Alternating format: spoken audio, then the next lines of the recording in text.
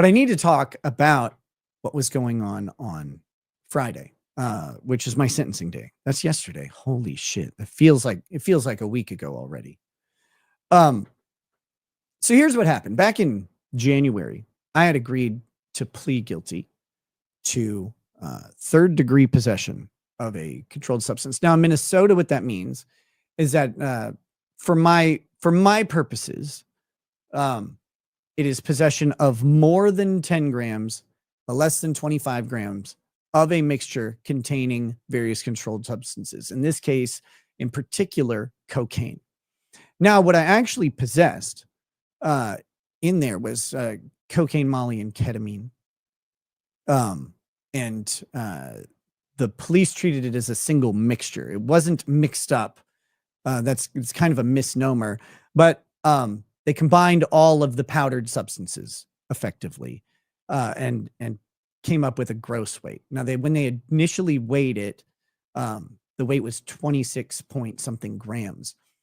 However, that included, because they weighed it in the field for the purposes of making a charge. They don't take it out of the package, because if they take it out of the package, they've compromised the evidence, and then it's not very useful, right? So they weigh it in the field, and they include the packaging. So these are in little gym bags about this big. Some people would, I guess, call them dime bags. Maybe is that the word? I never did much marijuana, so who knows? But these little gem bags is what they're called, if like a hobby store, and each one of those weighs like 1 to 2 grams. So if you have, and there were 3 of those baggies, because you have a baggie of cocaine, baggie of Molly, and a baggie of ketamine, and then there was what's called a cutoff bag, which is where they take like a Ziploc and they slice off the zipper part of it. And that had the bulk of the cocaine that I had. Now, people talk about how much it was. It's really, it's not that much. 19 grams is about the size of a ping pong ball, something like that. It's a lot and not a lot at the same time. Guys, the reason's pretty simple. It's like going to Costco. Like, it's a pain in the ass to get drugs. So you just buy in bulk.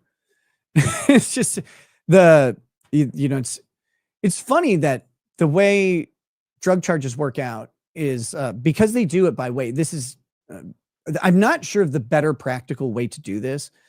But drug possession charges are illogical from a liberty perspective, because it is, if I took an entire ounce of cocaine and did all of it and the cops show up, there's no cocaine. There's no charge. You can be high as a motherfucker in most states. Not every state. In most states, you can be high as a motherfucker as long as you're not driving or engaging in some sort of disorderly conduct. You can do, you could live through an ounce of cocaine, I guess, if you could try it. And you do it all, that they can't charge you with a crime at all. If you don't do the cocaine, if you don't do it and you put it on a shelf and you have over 25 grams, you get a second-degree possession charge and felony with a punishment of up to 25 years in prison. The disparity logically between those two outcomes should render drug laws completely moot until they come up with a better structure for it. The fact that it is illegal to have it sitting on a shelf, like you could buy that cocaine, it could sit on a shelf forever, and you can never intend to use it. That's illegal. Having it and using it immediately is illegal because you have it, but once it's gone, they can't prove that you have it. And they can't prove without some extra evidence that you ever had it in your possession. What they could do is find out that you're under the influence of cocaine, but possession and use are different. And that's weird. Just conceptually, the person not doing it is more guilty than the person who's doing it. So just from that alone, drug laws need a huge revamp. But anyway, it's about a ping pong ball size. And so that's in a cutoff bag. Cutoff bags weigh a little bit less than a gem bag because they don't have a Ziploc on them. So anyway, what we had was effectively, we being me, but what we had effectively is 5 to 7 ounces, or not ounces, grams of bag weight. And once they got into the lab and they weighed it again, the official weight that came back was under 20 grams. It was 19 point something. And so they had to drop the charges down from second-degree possession to third-degree possession. So that's what I pled to, third-degree possession. The child charges were unsustainable, and so were the gun charges, kind of, maybe. I mean, like, they couldn't ever actually, they didn't have a way to prove that the guns were present around cocaine. Like, they just knew that there were guns in the house and there was cocaine there. There's a presumption there that they could try and argue, but were the guns ever in use while cocaine was being consumed? Were they, like, what does present mean is an argument. So those charges got dropped. The child endangerment charges, the children were never in danger. And then the gun charges were also dropped as part of my plea agreement. So that's all done. Now, the result of that is Minnesota has a statute, and if you have a third degree or lower, well, I guess technically higher, but third, fourth, or fifth degree possession charge, there's a statute, if you're a first-time offender, that says you may receive what's called a stay of adjudication. Now, this is a critically important part of how this works. You are not adjudicated guilty if you take this agreement. So I pled guilty. The judge records the guilty plea, but does not accept it to the court. Okay? So my guilty plea exists, but it's not actually real according to the law.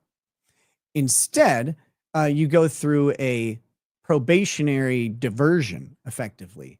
And there are terms of probation that are imposed upon you that can look really similar to a sentence, but they're not. Those terms of probation are something you comply with. And if you comply with them to the letter or whatever, your charges will be dismissed, as in you will never be adjudicated guilty, or I will not be adjudicated guilty. So this is important for things like voting rights and gun rights. I am not a felon. I can go vote. If I were convicted and then later had my conviction expunged, practically those can have a similar effect. But during the conviction, you cannot vote, right? Like, so that would be a different thing. I'm not able to own guns as a condition of probation, but as I will not be a convicted felon, I don't actually lose my gun rights specifically because there isn't a conviction. There isn't a felony that would trigger the loss of the gun rights. So that is what happened for me. So I have this stay of adjudication. Now, Minnesota, the probationary, the stay of adjudication period can be up to the maximum sentence, which in theory would be 20 years. But they recently changed it for a bunch of crimes, including this one, where it's up to the maximum sentence or 5 years, whichever is shorter. And so in this case, I received 5 years of probation, which is the maximum amount that can be given out for my charge. Even though in just a couple of years ago, it could have been up to 20 years of probation, which is insane. I actually think 5 years of probation is insane. Look, people can decide what they want about why I say that, but the reality is this: until you've had a government tell you that you just can't do something for a period of time, and there's nothing you can do about that.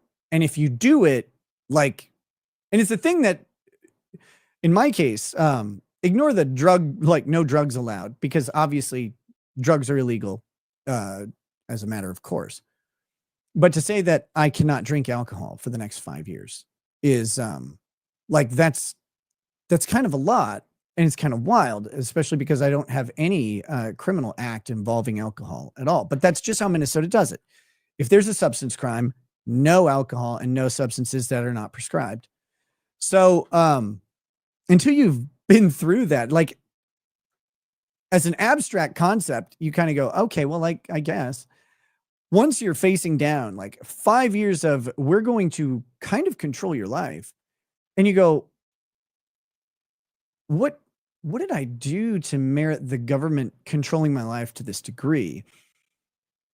You guys know that probably, or you don't, I don't know, that I'm a libertarian. And like seriously, not a party libertarian, but like a believing libertarian. I believe that that the government should be, their impact on people's lives should be minimal.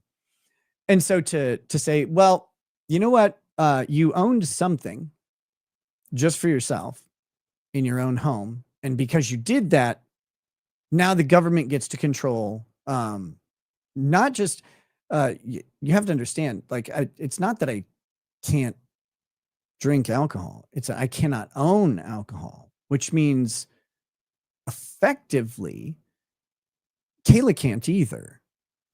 Like she kind of can, there are ways to do it, but if both of us live in the same house and she owns alcohol, I'm in possession of it, possibly, like arguably so. So it makes it really complicated in that way. And you know, it's weird to think about, you go out to dinner and the fact that the chef might finish might finish your pasta with a vodka sauce. And if they don't cook out enough of the vodka and somehow you test positive, like this is really unlikely, don't get me wrong, but it is possible for this to happen. If that happens, you can go to prison.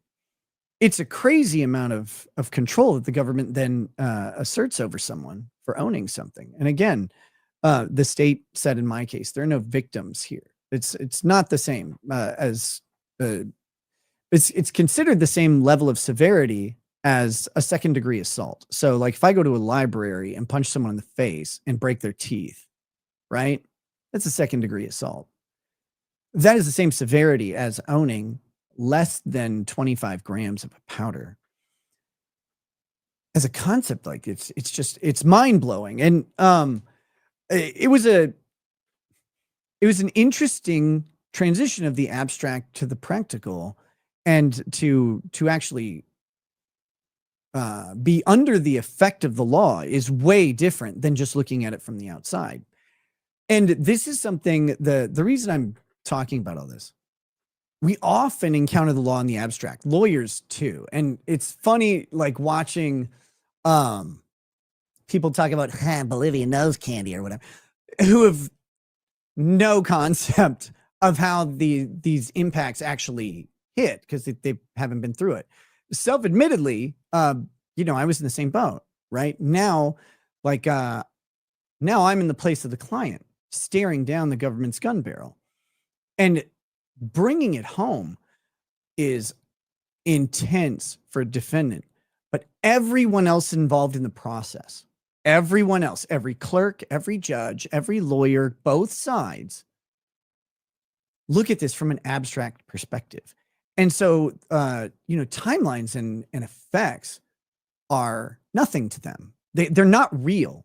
It's numbers on a page, but for a defendant, it's their life.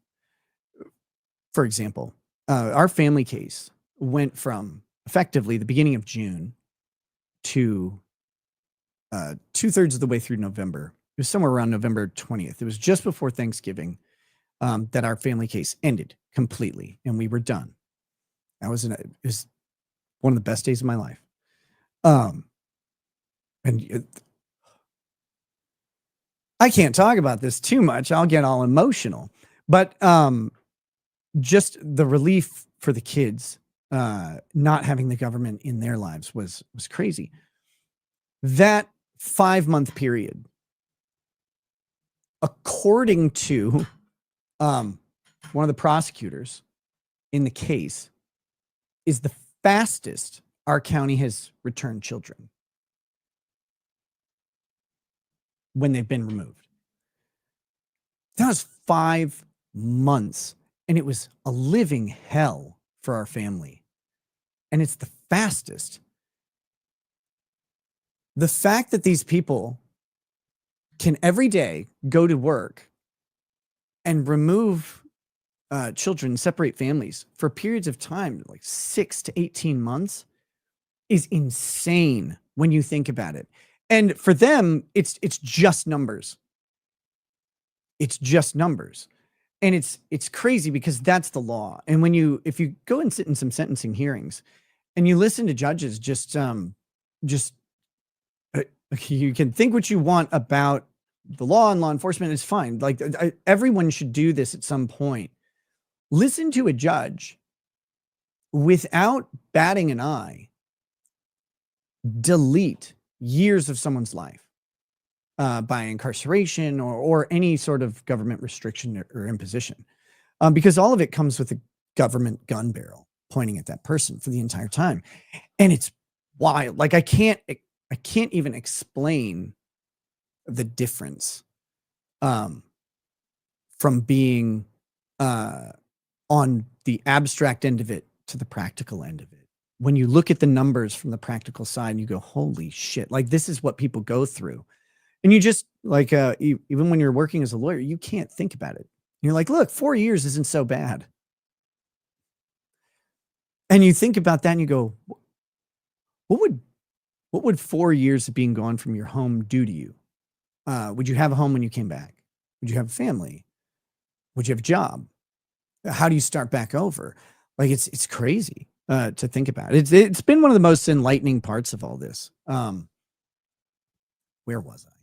Oh, yes. But the stay of adjudication that I got is 5 years. Now, probation works like this. I have 5 years of probation, but if I'm compliant with probation, I accomplish the tasks that have to be accomplished, which I've already done almost all of them prior to probation, and the court has recognized that is already complete. For specifically drug treatment, I went through the treatment program. It took 40 hours. It was like group sessions with a bunch of guys. It was hot. No, it was pretty cool. Like, you get to meet people who are in various stages of their treatment. And I was assigned to 40 hours. Some of the guys in there are assigned to years and years of treatment. It's crazy to think about. But assuming I get done with like, the only thing I've left to do would be the 80 hours of community service. And then it's just literally the monitoring and drug testing. So assuming I get done with the 80 hours of community service, being compliant with the rest of it, with the monitoring, they can terminate my probation early. I don't know how long that would be. It really is going to just be case by case. I'm hoping that it's obviously shorter than 5 years, but we'll see. So that's the main part of what happened. The stay of adjudication, and it comes with probation, the terms of which, like I said, 80 hours of community service. But there was this very confusing thing that came up. The presumptive sentence, if I were found guilty and not having this probationary period, is 21 months in prison. Just a long time. That's for a first-time offender with no criminal record at all. 21 months in prison. And deviating from that up or down requires justification by the court. So they don't like to do that. In addition to that, though, as a condition of probation, the judge imposed a 30-day sentence to the county jail, minus the 2 days that I served. And this confused people because there's a line after that says that the confinement, the 30 days, is available to be deferred if the terms of probation are complied with. Now, they misspelled complied, I believe, and they misspelled if to of. And that typographical error caused some confusion. But here's how it works. I'm to report to the jail on August 1st at 7 p.m. unless I comply with probation, which basically just means that I'm taking my random drug testing and meet with the probation officer as necessary, which is actually way less than I thought it was going to be, way less meetings. But assuming I do that, on August 2nd, it goes away. That 30-day jail time, jail sentence will disappear. That's what the deferment actually means, in practicality. So, what was explained to me by the probation office is that it's effectively a way to give people, remember who these people are normally dealing with when they're dealing with criminals, I guess, and what sort of behavioral issues they may have. It's to give people a kick in the ass. Like, you have to do this. You have to, because a lot of these people they'll get sentenced to probation. They won't go sign up, for example. Then they got to track them down. It's a big pain. Or they'll sign up and they'll do it for a couple of days, and then they'll disappear because they go on a drug bender, or they leave the state, or they get involved in criminal activity, or they get injured and are like, who knows? But so they stop doing it. So this is an option to kind of kick them in the pants, say, here you go. You can go to jail if you don't kind of get things rolling, rather than break up the entire probation and send them to prison, because prison is expensive for the state, and they have a limited amount of beds, and they don't want to send people there that don't belong there. And so that's kind of how it was explained to me by the probation officer, because I was like, why bother? Like, if I violate probation, I'd go to prison for 21 months. Like, that's my reality is that. And for them, like, why would you impose this 28 days? I mean, you just throw me in prison. So that was what the confusion was about. Sika Lother says, Jake and Logan Paul knew how to retain their audience by feigning contrition and pretending to be sorry. Even Aaron Imholt knew how to do that. One has to be brain dead and not smart to know how to fake remorse, to not know how to fake remorse, even in front of a judge. Anyone who thinks I didn't have remorse in front of the judge is insane. Sorry. I don't know what to say. But yeah, we'll see. My remorse wasn't fake at all either. Like, I don't know why you would, one, why would you fake remorse? But two, I had tons of it. I put my family through a living hell. I thought I would not impact them because, you just keep it away from the kids. You keep it away. No one around us knew that I was using at all, unless they were like, certain people did, because, they would use with you or whatever, or you knew they didn't care, but no one who would care knew anything about it. Let's see. Mr. Ubercross says, I've worked a lot of children's division cases. 5 months is insanely fast. Never had one go that quick. Also, based on my experience in my state, you got a good deal on the criminal case as well. I'm really happy for you with those results. Yeah, I mean, it turns out that a bunch of people wanted me to do stuff. They wanted me to pursue my case with my business in mind. And with a focus on preserving my reputation, which wasn't going to happen. It just wasn't. People decided that I betrayed some standard that they believe I created.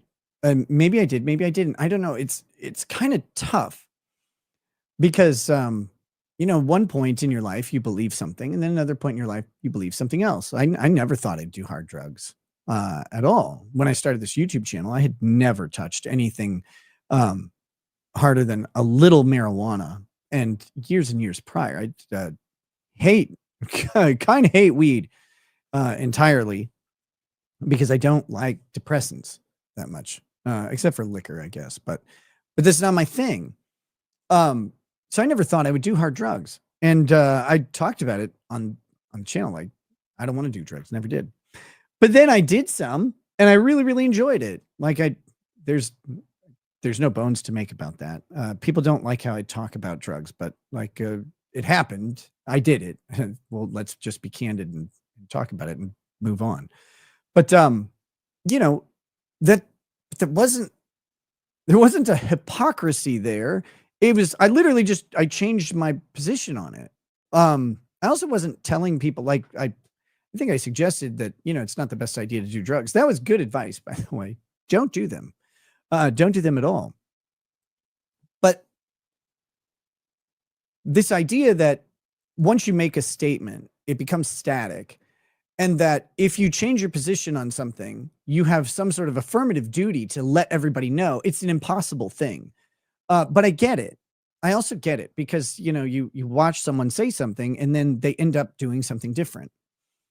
But most of the time you're ending up doing something different. That's not what you're intending when you say it. So again, to people who think that that like I betrayed some trust or something that I created for them, I am, I guess, sorry. Like I didn't mean to. I very much believed what I said at the time. And then I tried something different. It was catastrophically wrong. I was right the whole time, damn it. But anyway, the funny part though was watching all my colleagues talk about like how stupid I was being or whatever and involving the law. And it's like, dude, I exercised my rights in going after what we could go after. And then, you know, when that was basically exhausted, I made the plea deal, which is just kind of the way you do lawyering in criminal cases. Could have taken it to trial. Man, it would have been a tough case. You got cocaine in your house. Like that's a tough case to win. We had some complicating factors. There's some evidentiary issues that I'll get to at some point. They're really, really interesting. That could have, had we litigated those, they could have changed how things were going. But, you know, there's no guarantees. It's very unlikely that that would have happened. It makes for interesting thought exercises, and some of it would have maybe made for some good law. But yeah, I just didn't want to go to prison. And I wanted this to get done because I have a family to support, and I have a life to get back to. And it's been gone for way too long. But yes, thank you. Thank you. It was funny seeing people say that I was making all the wrong moves, and then, oh, Nick got a better deal than kind of expected. And then, of course, they were really excited when they thought I was going to jail. So that was fun.